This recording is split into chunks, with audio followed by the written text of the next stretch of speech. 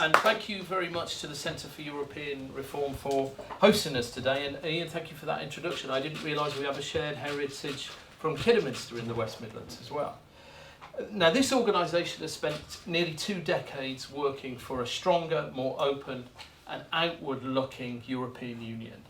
So I can't think of a better place to give this speech this morning.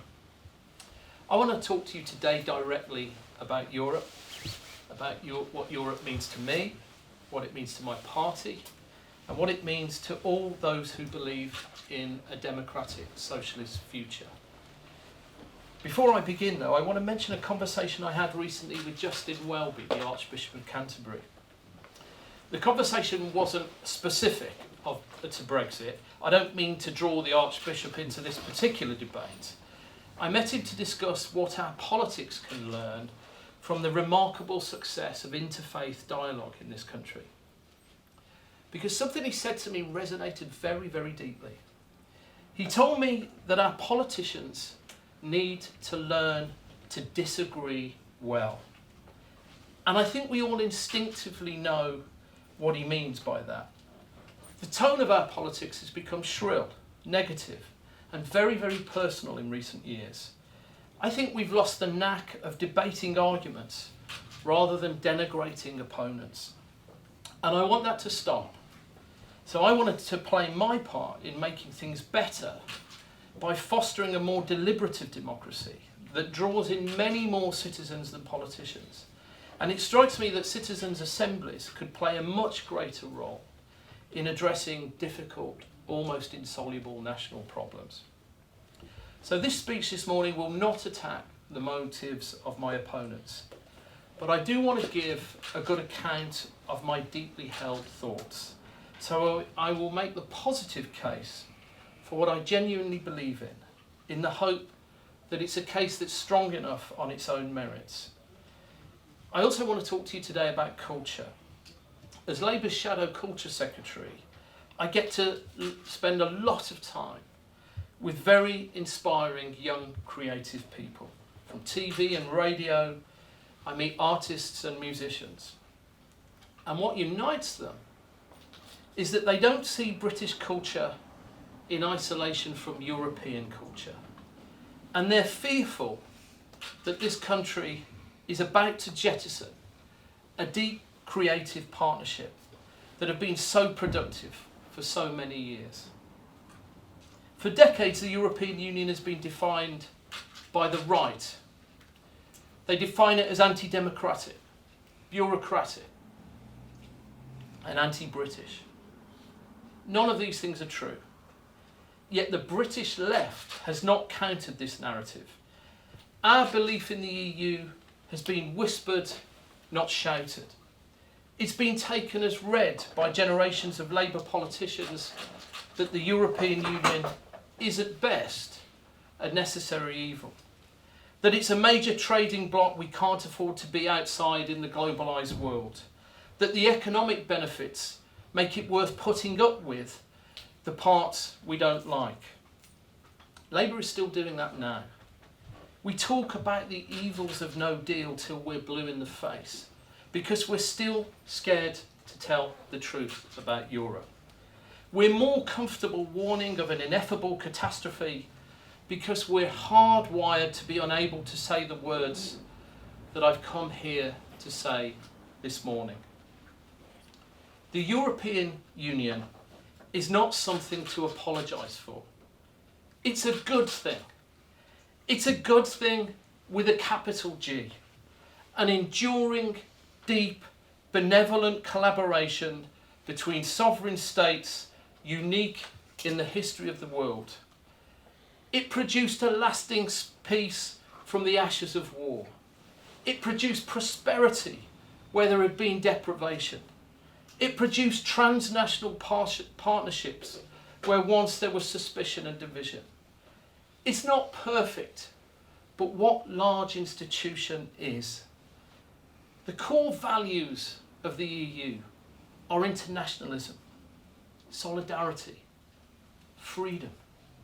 Those are British values, and they're Labour values too. I'm a European democratic socialist. I don't go along with the EU despite being a socialist. I embrace the EU because I am a socialist. Democratic socialism is achieving common causes by the strength of collective endeavour. That's what Europe is. And we're lucky to be living through this golden age of European cooperation. We are extraordinarily fortunate to live in peace. I'm a democratic socialist, a British patriot, and a proud European. These are not identities that rub awkwardly up against one another. They're mutually reinforcing. Europe is who we are and have been for centuries. Yet for decades, we've failed to challenge that narrative, that somehow our way of life is under threat. It's simply not true. It's not true at all. And yet we've heard it so often that it comes to seem real. To our European neighbours, it seems bizarre. Do the French feel any less French because they're part of the EU? And unlike the UK, also part of Schengen, such that they effectively have no internal European borders? Has that undermined their sense of identity or their way of life? Have you been to France lately? Because I can tell you that it hasn't. The French are as French as they always have been and always will be. From Dunkirk to the Dordogne, they're still 200% French over there. Believe me. Nor have the Germans come to seem just like the Irish, or the Italians become indistinguishable from the Danes. Europe's languages, culture and identities have not been homogenised by a centralising bureaucratic behemoth and never will. Why would they? The institutions of the EU formalise and democratise the natural bonds between us. We are not diminished by our membership of the EU. We are recognised, enhanced and empowered by it. Probably the most important Englishman who ever lived was William Shakespeare. A man of the Midlands, like myself, whose transcendent imagination was as broadly and deeply European as it was English. As Professor Michael Dobson, director of the Shakespeare Institute, told the British Council in Paris a couple of years ago, Shakespeare was a product of the European Renaissance, and he grew up in the knowledge that the territory in which he lived had originally been Britannia, a mere province of something much larger and more significant, the Roman Empire. I've written elsewhere about how misleading it can be to think of Shakespeare as modern Britain's national poet. I would add that it is even more misleading to suggest that Shakespeare thought of Britain as anything other than part of a larger geopolitical entity called Europe. One only needs to read where the plays took place.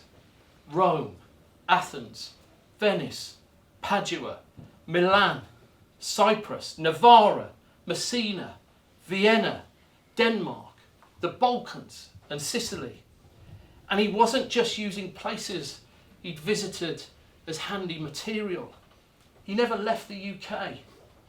He conceived and realised these settings because being European was central to his sense of who he was and what it meant to be English. Erasmus and Plutarch loomed large in his imagination, as did Chaucer and Sidney. Medieval London was a bustling melting pot of migrants from all over the world. The greatest Englishman 400 years ago was wholly, deeply European. And it was so for centuries before Shakespeare too, until very recently. Did French kings not become English kings who became British kings? And did not Dutch and German kings and queens do the same? Did the Windsors not change their name from Saxe, Coburg, Gotha? And did we not a few days ago commemorate D-Day, when British soldiers crossed that tiny strip of sea to liberate our ancient neighbour from occupation? Only 75 years ago, our finest young men marched off to war to save France. Yes, to save Britain too. But you couldn't save Britain without saving France. The fates of our two nations were indivisible. This is a truth that Churchill understood. A great war leader, but also a great builder of peace. Churchill was a founding father of the EU, just as surely as Adenauer, de Gasperi and Schuman. He conceived of it. He pressed it. He understood both how vital it was to preventing war and how transformational it could be as an engine of prosperity and partnership. Britain's place in the EU is in the EU because Britain is by definition in and of Europe. Look at our great cities like London, Birmingham, Manchester, Leicester, among the most super diverse in the world. That is what we and who we are. Yes, old ladies cycling to church in the mist, we're that too.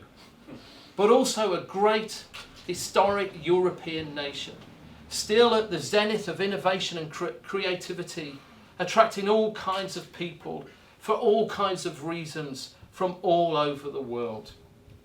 Yes, it's the nation of Shakespeare and Byron, who died fighting for Greece in their War of Independence, and Mary Shelley, who conceived of Frankenstein in Geneva, and Charlotte Bronte, whose novel Villette was based on her time teaching at a Brussels school, and Keats, whose life and death in Rome is celebrated at the foot of the Spanish Steps.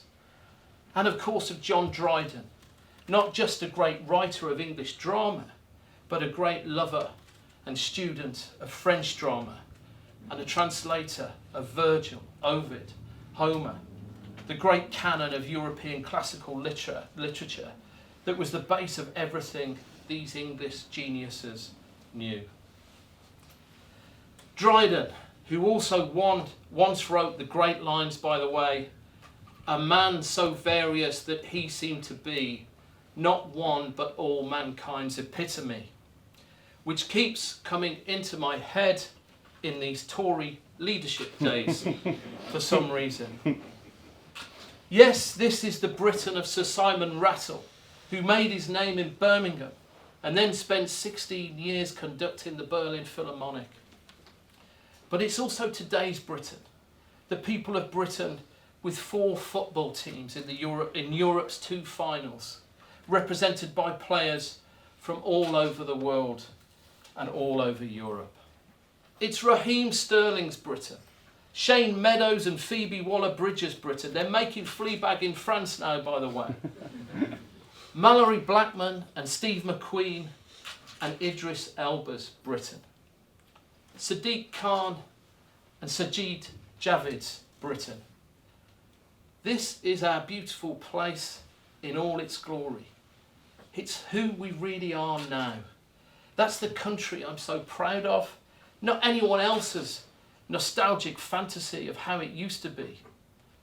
And my Britain is utterly indivisible from Europe, which now and in the future entails growing with its institutions. Our relationship with Europe is about far more than economics and far more than just political cooperation. It's about what kind of country we are, what we want for our children, the scale and scope of the horizons we can offer them, what we're able to bring them up to be. And the kind of country we are is European. It's a fundamental part of our national identity, our culture, our history. Britishness is not distinct from Europeanness. Welsh, Scottish, Irish, English, we are European. These are not warring identities competing for space. To be British is to be European. Now I know that not everyone wears as easily that deep attachment to identity. In fact, some people have begun to use identity as a stick to beat pro-Europeans, equating support for Europe with class. I don't think that's right, and I don't think that's helpful. The majority of Labour people are supportive of Europe, and that support is not dictated by social class. There are powerful rational arguments for membership of the European, as well as emotional ones too. For Social Democrats who want to make life better for our poorest communities and secure economic growth that can be fairly shared, the best way forward is within Europe. Almost every aspect of life of Europe will be more difficult, more expensive, less safe. Travel, communications, trade, manufacturing, our national security. I don't think people realise just how far back in time we'd be taken by leaving the EU. And Europe has been so important to our proud towns as well as our great cities. Let us not forget that in the dark days following the pit closures under Thatcher and Major, the only support those coal-filled areas had was Objective 1 funding. It became the only hope, a lifeline for so many traditional Labour areas and working class communities.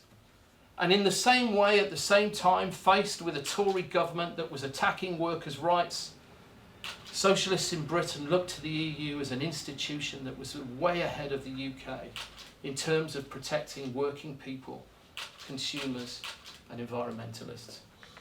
For those on the left to fail to acknowledge that is to rewrite history.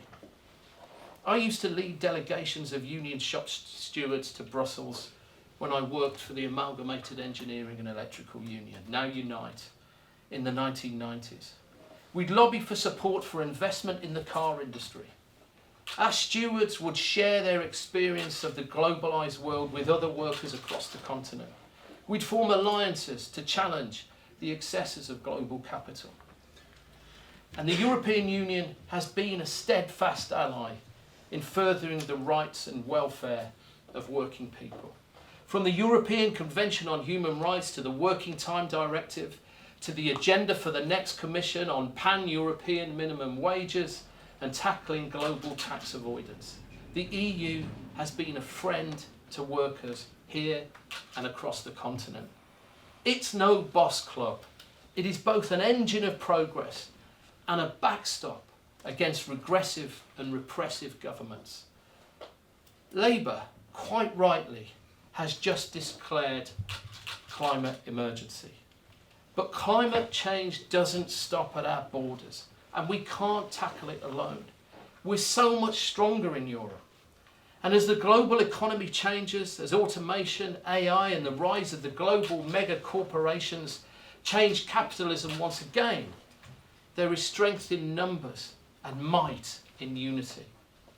Britain alone will struggle to face down the barons of surveillance capitalism, to take on the shoddy practices, tax avoidance and employee abuse of global giants like Facebook and Amazon.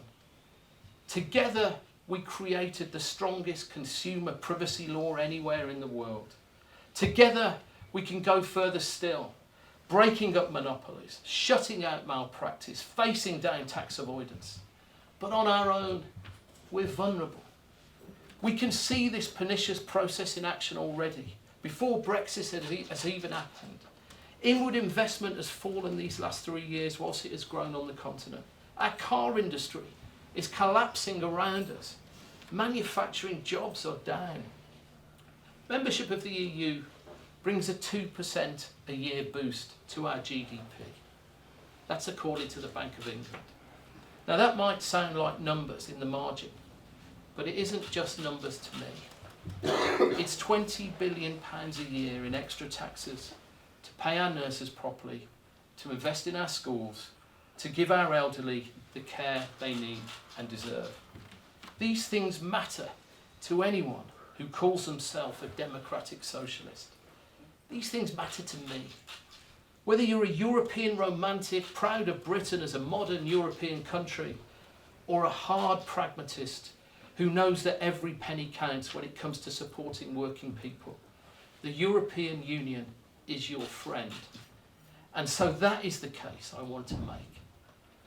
That is the case I want Labour to make. Brexit is not a break on Labour values. It's an existential threat to them. The European Union is the fruit of our forefathers and foremothers' sacrifice. It is peace forged from the ravages of war. It is prosperity shared, workers protected, oligopoly challenged. It's a natural extension of our patriotism and the natural result of our history. European is who we are and who we have always been. Our members are Remain. Our values are Remain. Our hearts are Remain. And we need our Labour Party to be true to who we are and be loud and proud in support of Europe. So where does that leave us? We are a country going round in circles, kidding ourselves that one last heave will somehow resolve the contradictions and the catastrophes that Brexit both embodies and invites. And in the meantime, the people of Britain are ignored. The burning injustices rage hotter and brighter than ever, and the machinery of government stuck in the Brexit mud simply cannot deliver the things we need. The NHS in crisis. Young people wait in vain for houses to be built and for their skills to be resourced. Our elderly do not get the care they need, and our poorest are trapped in the nightmare of universal credit. Whilst our politics fixates on Brexit, Britain is left to rot. The only tool to actually break this deadlock, we all know, even if we've not all admitted it yet, is a public vote. We put the question back to the people because Parliament and government, as we reach the 3-year mark, have proved utterly incapable of implementing Brexit and shows no more sign of doing so now more than ever. The notion that it's in some way undemocratic to let the people put an end to this crisis because after 3 years Parliament and government cannot is absurd. And if you want Brexit and you believe there is still a majority for it in the UK, then a public vote will break the deadlock and deliver the Brexit you want. Whereas if many people have changed their minds and no longer want Brexit, now that they've more information about what it actually means, how is it undemocratic to give them the chance to express that 3 years on, with the country still in limbo? Labour is the party of democracy, so we must ask the people. We are the party of socialism, so we must campaign for Europe. Proud socialists, proud Britons, proud Europeans. Our future doesn't need to be Brexit. So now is the time to speak out more loudly than ever, before any further irreparable damage is done. Only a public vote can break this deadlock, but we will only achieve this if Labour fights for it and champions it. We must do that in Parliament and around the country. Labour must make the positive case. And only by remaining in the EU can we remain the same Britain at the heart of what we've been for 1,000 years. If we leave, we become less than we were and less than our children have a right to expect. The patriotic choice is to remain. Thank you.